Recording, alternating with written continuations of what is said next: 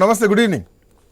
నమస్తే, good evening Srikanth గారు. వెంకరెడ్డి గారు, జూబ్లీహిల్స్ విషయం అయితేనేవి, జిహెచ్ఎంసీ అయితేనేవి, రానున్న స్థానిక సంస్థల ఎన్నికలు అయితేనేవి, భారతీయ జనతా పార్టీకి తెలంగాణ ప్రజలు చాలా క్రియాశీలకమైనట్టు పాత్ర ఇచ్చారు. పార్లమెంట్ ఎన్నికలు కానీ, అసెంబ్లీ ఎన్నికలు కానీ. సో ఉన్న స్థానాలను డబుల్ చేసి ఇచ్చారు. బట్ ఇప్పుడు బీజేపీ స్టాండ్ ఎక్కడుంది? కాంగ్రెస్ పార్టీ 3వ స్థానంలో ఉందని కాంబోజ్ వెంకటేశ్వర్లు గారు అంటున్నారు. 2వ స్థానానికి భారతీయ జనతా పార్టీ ఉందని మీరు నమ్ముతున్నారా? సో రానున్నటువంటి ఎన్నికల్ని భారతీయ జనతా పార్టీ ఎట్లా తీసుకోబోతుందన్న పాయింట్ ఒకటైతే గనక, కేఎస్ ప్రసాద్ గారు ఒక మాట అన్నారు, ఎవరికి వారు కూటమి ఉన్నారు, ఎవరికి వారు ఒక వర్గం ఉన్నారు. సో ఆ వర్గంలోనే ఎవరికి వారు విభేదాలు ఉన్నాయి. కిషన్ రెడ్డితో పడక అటు ఈటల రాజేందర్ వర్గం ఒకటి, రాజాసింగ్ ఒకటి, వీళ్ళకే ఒక కుంపటి నడుస్తోంది బీజేపీలో. సో వీటిని సర్దుమరిగించుకొని ముందుకు పోవాలి. అది భారతీయ జనతా పార్టీకి అయ్యే పనైనా ఇప్పుడున్న పరిస్థితుల్లో ఈ ఎన్నికల ముందు? డెఫినెట్ గా శ్రీకాంత్ గారు, ముందుగా మీకు ఐన్యూస్ ప్రేక్షకులకు, ప్యానలిస్టులు అందరికీ నమస్కారం. డెఫినెట్ గా, ఎందుకంటే భారతీయ జనతా పార్టీ ఎక్కడ కూడా భారతీయ జనతా పార్టీ కూటమి లేవు. బయట కనపడుతుంది, బయట వాళ్ళు అనుకుంటున్నారు తప్పితే మిగతా పార్టీ వాళ్ళు అనుకుంటున్నారు కూటమిలో నేను చెప్పాను తప్పితే ఎక్కడ కూడా లేవు. ఒకటి. రెండవది ఏంటంటే, కిషన్ రెడ్డి గారి ఆధ్వర్యంలోనే పార్లమెంట్ ఎన్నికలు పోయినాం. రబ్బర్ స్టాంప్ అయితే అన్నది మీ పార్టీ నాయకుడే, మీ ఎమ్మెల్యేనే. అలే, అది ఆయన అభిప్రాయం ఉండొచ్చు, అభిప్రాయం చెప్పొచ్చు, పర్లేదు. అంటే ఈటల రాజేందర్ విషయంలో ఈటల రాజేందర్ చెప్పే అభిప్రాయం ఒకటైతే, బండి సంజయ్ చెప్పే అభిప్రాయం ఒకటైతే, ఇప్పుడు మన రాజాసింగ్ కూడా వేరే కదా. పార్టీ సిద్ధాంతం, పార్టీ లైన్ అందరూ ఒకటే ఉండాలన్నప్పుడు మరి ఈ లైన్ ఎట్లా మీరు వేరే అభిప్రాయం వేరంటారు? అదే అందరు మా ఎమ్మెల్యేలే. ఇప్పుడు రాజాసింగ్ గారు మా ఎమ్మెల్యేనే, ఈటల రాజేందర్ గారు కూడా మా ఎంపీనే, బండి సంజయ్ గారు కూడా మా అందరు కూడా అభిప్రాయాలు చెప్పొచ్చు.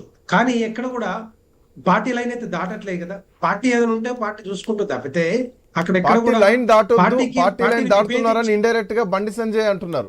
బీజేపీ లైన్ లోనే ఉండాలి, బీజేపీ సిద్ధాంతం, మోడీ లైనే మా లైన్, దాన్ని దాటొద్దు, కొంతమంది దాటుతున్నారని చెప్పేసి ఇండైరెక్ట్. అవును, ఈటల రాజేందర్ గారు మాట్లాడింది, అంతకుముందు మాట్లాడింది, మరి ఆ రోజు హరీష్ రావు గారు మాట్లాడినా, కేసీఆర్ గారు మాట్లాడినా, వాళ్ళంతా ఒకటే అభిప్రాయం చెప్పారు. నిన్న కూడా స్టేట్మెంట్ ఇచ్చారు కదా. ఈటల రాజేందర్ గారు ఏమని ఇచ్చారు? ఫోన్ ట్యాపింగ్ మీద ఎవరైతే వెనకాల ఉన్నారో సుప్రీం లో ఇక్కడ వెంకరెడ్డి గారు ఈ ఎన్నికల్ని ఎట్లా మీరు ఫేస్ చేయబోతున్నారు? ఇందాక కేఎస్ ప్రసాద్ గారు ఇచ్చినటువంటి కామెంట్స్ తోటి పార్టీలోనే రకరకాలు ఉన్నాయి. సో ఎన్నికలకు బీజేపీ దగ్గరటువంటి ఆయుధం ఏంటి? బీఆర్ఎస్ పార్టీ మొత్తం ప్రజల్లోకి వెళ్తున్నారు, ప్రజాక్షేత్రంలో పోయి అధికార పార్టీని ఎండగడుతున్నారు. బట్ బీజేపీ అంత స్టాండ్ తీసుకునే పరిస్థితి లేదు, గ్రౌండ్ లో యాక్టివ్ లేదు. సో మీకున్నటువంటి వ్యూహాలు ఏంటి? ఎస్ డెఫినెట్ గా మేమంతా కూడా ఏం చేస్తున్నాం అంటే, ఇప్పుడు భారతీయ జనతా పార్టీ రాష్ట్రంలో రాష్ట్ర అధ్యక్షుడిని రావాలి, కొత్త అధ్యక్షుడు రావాలి. కొత్త అధ్యక్షుడు వచ్చిన తర్వాత నేను అనుకుంటే కొన్ని రోజుల్లో ప్రకటించబోతా ఉన్నారు. ఒక్కసారి వచ్చిన తర్వాత డెఫినెట్ గా మా కార్యక్రమాలన్నీ కూడా మీకు మీడియా ముందు కనపడతాయి, మీడియా ముందు ఉంటాయి.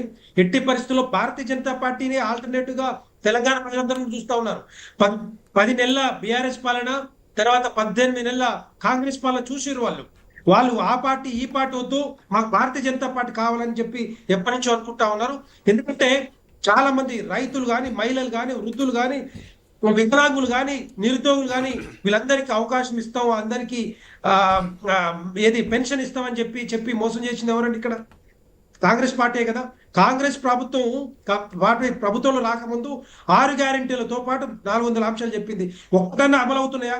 పూర్తిగా ఏదైనా చేసిరా? పోనీ ఒక బస్సు ప్రయాణం తప్ప మిగతా ఎక్కడైనా ఏమైనా చేసిరా? కంప్లీట్ చేసిరా? ఆరకూర సగం చేసి వదిలిపెట్టడం తప్పితే. రైతు భరోసా ఉంది, రైతు భరోసా మీ యాసంగి ఎటుపోయింది, వానకాలంలో ఎటుపోయింది, తర్వాత ఇప్పుడు ఎంతమందికి ఇచ్చారు? ఇవన్నీ దేనికోసం ఇస్తున్నారు? ఎన్నికల స్టంటు.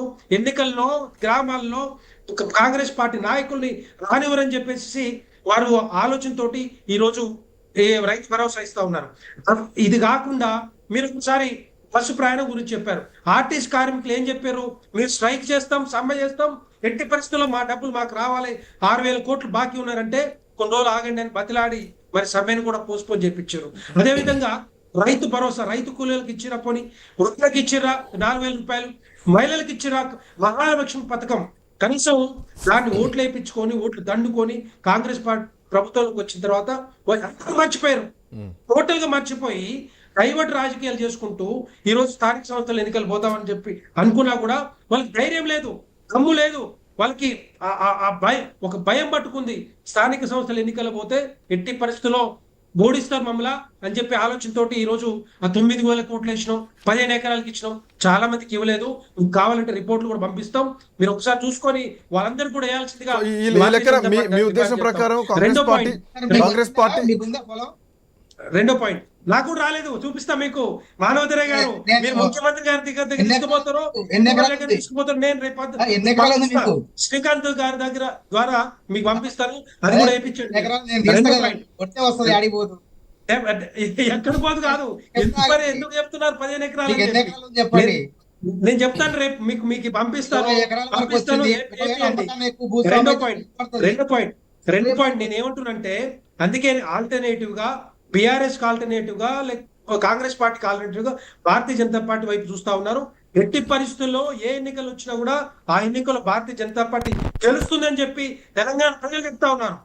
వీళ్ళ పని అయిపోయింది. మానవరాయ్ గారు ఐదు నెలల- మానవరాయ్ గారు పాలన ఒక్క నిమిషం రామరెడ్డి గారు 1 సెకండ్ పూర్తి ఎన్నికల్లో చేసుకున్నారు. గెలవాలంటే కేంద్రంలో చెప్పండి అధికారులు శ్రీకాంత్ గారు ఏమంటున్నారు? ఒక్క నిమిషం తెలంగాణకు గుండు సున్నా ఇవ్వకూడదండి. తెలంగాణ కూడా డబ్బులు ఇవ్వాలి ఆంధ్రకి ఇచ్చినట్టు.